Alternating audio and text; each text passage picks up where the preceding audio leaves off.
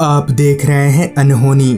अनहोनी में आज की कहानी हमारे साथ शेयर की है अनमोल जी ने।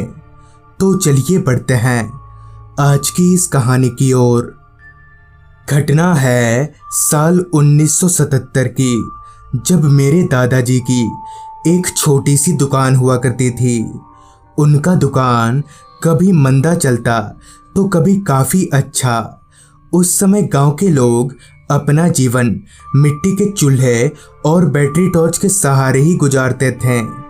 दादाजी भी अपनी दुकान सुबह 8 बजे खोलते और शाम के 7 बजे तक बंद कर देते हैं।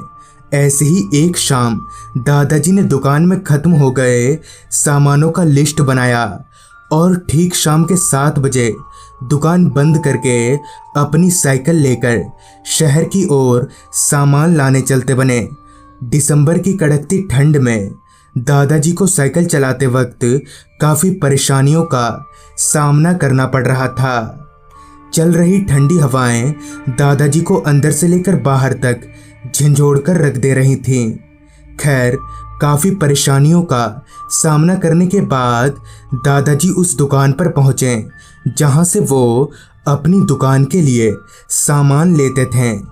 सारा सामान लेने के बाद दादाजी ने जब अपनी निगाहें घड़ी की ओर घुमाई तो वक्त हो रहा था रात के 9:30 बजे का। दादाजी ने सारे सामानों को अपनी साइकिल पर चढ़ाया और घर की तरफ आगे बढ़ने लगे। अब रास्ता पूरी तरह से सुनसान हो चुका था। आते वक्त तो इस रास्ते पर इक्का दुक्का लोग दिखाई पड़ रहे थे, मगर जाते समय आदमी तो दूर कोई परिंदा भी पर नहीं मार रहा था। और ठंड भी दुगनी हो गई थी। बैटरी टॉर्च के सहारे घने कोहरे को चीरते हुए दादाजी अभी आगे बढ़ ही रहे थे कि तभी दादाजी को किसी बच्चे के रोने की आवाज़ आई। उस आवाज़ को सुनकर दादाजी एकदम से चौंक गए, क्योंकि इस जंगल से घिरे रास्ते पर किसी बच्चे का रोना कोई सामान्य बात नहीं थी।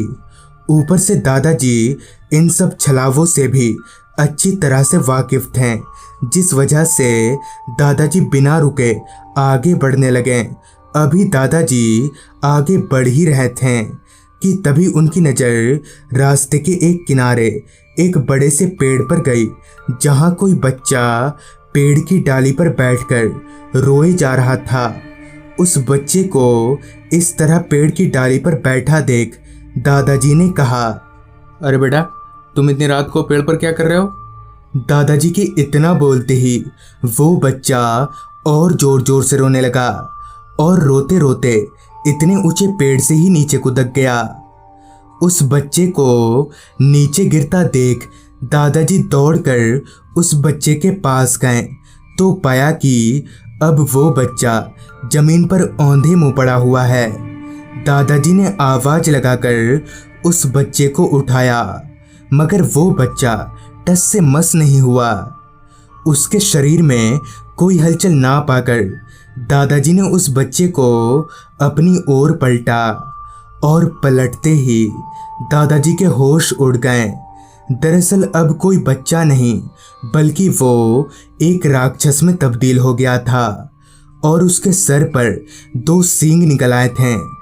उस डरावने राक्षस को देखकर दादाजी इतने ठंड में भी पसीने से लथपथ हो गए कि तभी वो राक्षस रूपी बच्चा उठ खड़ा हुआ और एकदम से दादाजी का गला पकड़ लिया।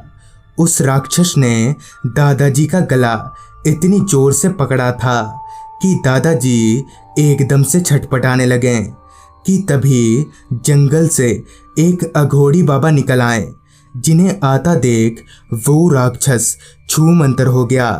साथ ही उस अघोड़ी ने दादाजी को एक पोटली दी जिसमें भगवान शंकर का भभूत था।